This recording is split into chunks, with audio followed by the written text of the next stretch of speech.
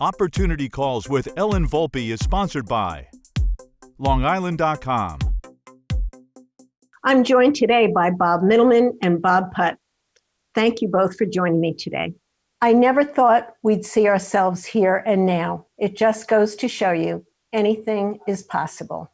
I'd like to go back to the early 2000s when you were both members and ultimately became facilitators.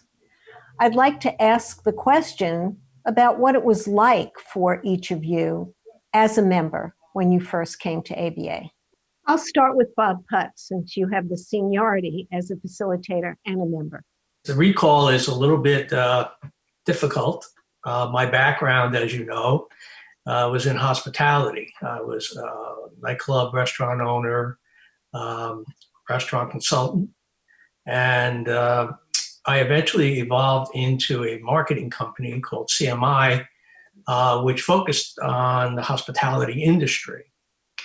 And one of my clients joined ABA, but did not have the time to attend meetings, and gave me that situation to take up for her and attend the meetings as a member representing her company. Prior to ABA, marketing, everything was pretty much cold calling and advertising in newspapers and magazines and any type of print or radio that you could get. So, with that marketing background and representing that company, I started to get educated through Gene Brown, who was the facilitator for my group, and understanding how to actually network. I didn't know what networking was, and how to build relationships and how to move forward with utilizing those relationships and their circles of influence to help me grow not only that business, but my business as well. So Bob Mittleman, how would you answer that? Well, that's a great question. And first of all, thank you for having us. Well, there was this woman named Ellen Volpe who approached me at a sales seminar and said, "Would you like to come to an ABA meeting?" To which I responded, "Is Dr. J going to be there? Like, what is ABA, As you explained it to me. And I remember driving that morning, like, what am I getting myself into? And I never really did any networking before. There's a famous quote out there that I'd rather go fishing because the fish don't talk back, So I really didn't know why I was even going there, but I knew I needed help because I was transitioning from a 17-year career on Wall Street into a whole new business world and mostly retail. So I know I needed help. And I joined that day because I was so impressed by the caliber of the people in the room that I didn't even care if I got one referral or anything like that. I just wanted to sponge up all the information that everyone in that room could offer. It was such an amazing experience, and I'm so grateful that you asked me to come to that meeting because it really was a game changer for me in so many ways, professionally and personally, coming to that meeting. So thank you. You're welcome. It's been said, what's obvious in hindsight is never in foresight.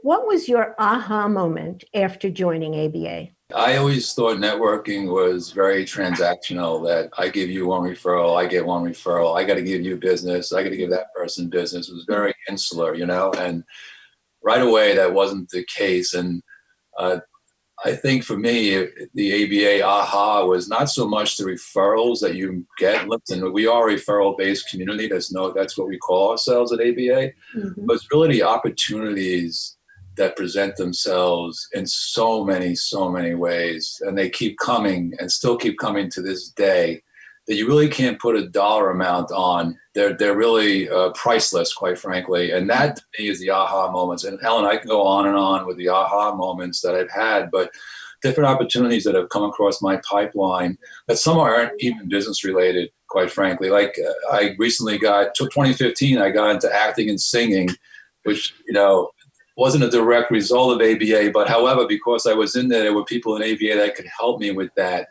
taking voice lessons, taking acting lessons. Is that business related? No. Is it personal development? Yes. And by the way, it's professional development as well, because if you could act and sing in front of people, you could do anything. Mm-hmm. Other opportunities that my family has had by being involved with ABA on my coattails. So it's been those type of things that have been, again, priceless. That's great. Bob Putt, what would you say? I have those life-changing moments that I attribute to ABA. The first came in my experiencing the interaction or relationships that were there to be had and developed and nurtured. And the thing that probably surprised me the most, because I was there for business, was the life skill opportunities that arose during these meetings. And I'll refer to one person, which was a coach. His name was Dan Schaefer, Dr. Dan Schaefer, who took me under his wing and explained to me a lot about life skills and how important they are in business. Mm-hmm. I would have never gotten that in any other type of business organization, and it was like, eye-opening to me how these things go hand in hand. The real life-changing experience came during a meeting that I didn't want to attend. The reason I didn't want to attend, it was sleeting out. I live in New Jersey, and my meeting was in Queens.